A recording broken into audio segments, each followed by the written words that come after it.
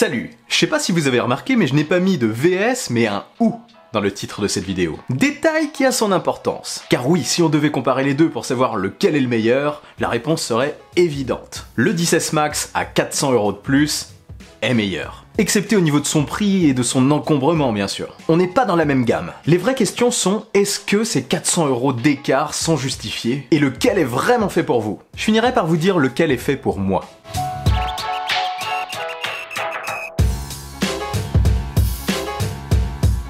Comme je l'ai dit dans mon test de l'iPhone XR, que je vous invite à aller voir si ce n'est pas encore fait, je glisse le lien dans la description, je trouve que ce smartphone est un petit peu intermédiaire entre l'iPhone X et l'iPhone XS Max. D'un point de vue encombrement, en main, je trouve qu'on se rapproche beaucoup de l'expérience qu'on a sur un iPhone X ou un iPhone XS. Il est très agréable à utiliser. Il est forcément plus pratique que l'iPhone XS Max qui est plus grand, c'est logique. Par contre, sa navigation me fait plus penser à celle du modèle Max qu'à celle du modèle 10 ou du 10S. Il a, comme je vous le disais plusieurs fois, le mode d'affichage paysage qu'on retrouve sur l'iPhone XS Max. Il y a en effet une colonne de navigation supplémentaire sur la gauche. Cette proximité entre leur taille d'écran 6,1 pouces pour l'iPhone XR et 6,5 pouces pour l'iPhone XS Max, ainsi que cette navigation similaire en affichage paysage, peut franchement pousser à s'interroger sur le choix du modèle. D'autant que 400 € les séparent et ça fait quand même une sacrée somme. L'iPhone XR est vendu à partir de 855 € quand l'iPhone XS Max est vendu à partir de 1255 €. Cet écart est-il justifié? Alors déjà, voyons ce qu'il a de plus, cet iPhone XS Max. Il est plus grand, il possède un écran OLED plus précis,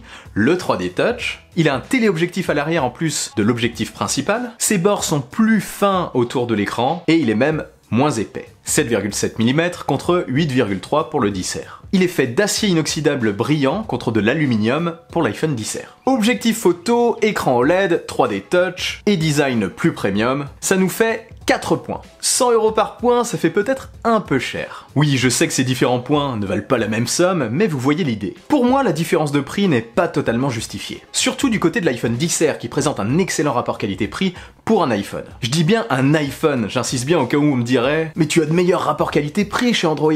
Oui bien sûr, mais là je parle des iPhones. Du coup, qu'est-ce qui pourrait vous diriger plus vers l'un que vers l'autre? Déjà, le budget forcément. Si vous avez les moyens, l'envie de vous faire plaisir avec un grand modèle d'iPhone, le top des iPhones, go iPhone XS Max. Et il va de soi que si vous n'avez pas le budget nécessaire, que vous ne voulez pas mettre plus de 1000 € dans un iPhone, ce qui peut se comprendre, dirigez-vous alors vers le XR. D'ailleurs, si vous hésitez entre le 10 et le XR, j'ai fait une vidéo à ce sujet, je la glisse dans la description de la vidéo. Maintenant, le cas que je voulais vraiment développer. Le budget n'est pas spécialement un problème pour vous, mais vous hésitez quand même à prendre l'iPhone XS Max et à mettre autant dans un smartphone. Vous vous demandez si ça vous servirait vraiment, ou tout simplement lequel vous irait le mieux. Et si l'iPhone XR ne pourrait pas tout simplement vous suffire. En fait, ça dépend vraiment de l'usage que vous avez de votre iPhone. Vous prenez beaucoup de photos que vous aimez retoucher dessus, l'écran est très important pour vous, il vous faut de la précision et de la surface d'affichage, et vous utilisez surtout beaucoup le téléobjectif dans vos photos. Vous êtes accro au 3D Touch, même si l'Haptic Touch de l'iPhone XR va évoluer petit à petit, il n'est pas encore au niveau du 3D Touch. Et vous voulez un smartphone au design plus chic, plus fin, alors si la majorité de ces critères vous définissent, l'iPhone XS Max est fait pour vous.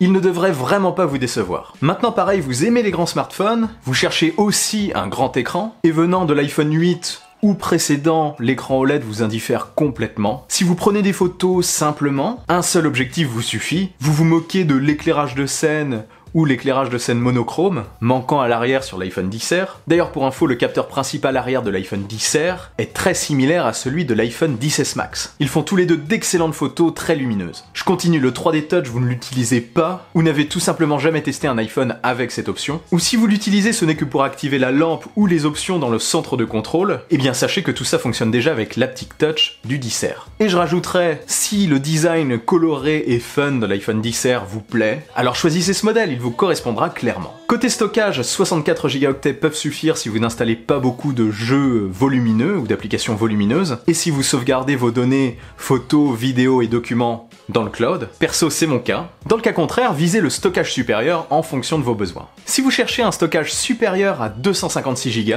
vous n'aurez par contre pas le choix, seul l'iPhone XS et l'iPhone XS Max proposent 512 Go.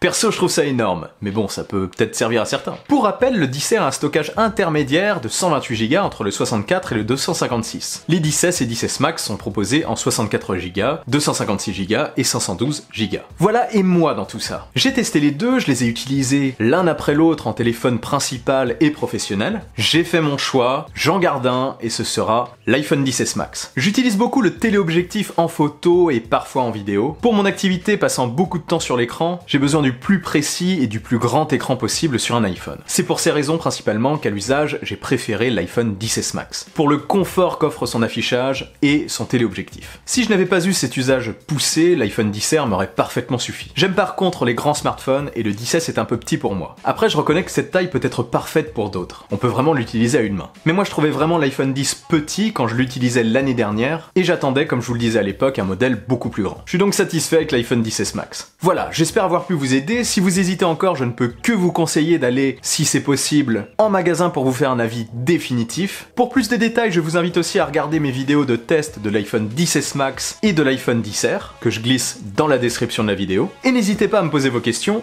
dans un commentaire. Si cette vidéo vous a plu et que vous voulez me soutenir, partagez-la et n'oubliez pas le bon pouce en l'air qui claque. Abonnez-vous à ma chaîne sans oublier la petite cloche des notifs. On se retrouve très vite pour une nouvelle vidéo. Allez, salut!